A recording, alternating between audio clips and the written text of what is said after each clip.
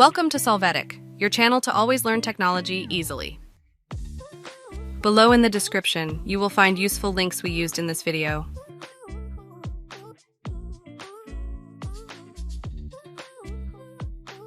Today in Solvetic, we will see how to calculate mean median in Excel. To start, open your spreadsheet to see the data to analyze.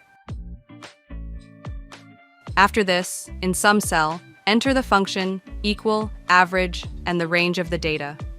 Press Enter, and you can see the average of this data. Hey, remember to subscribe Solvetic channel.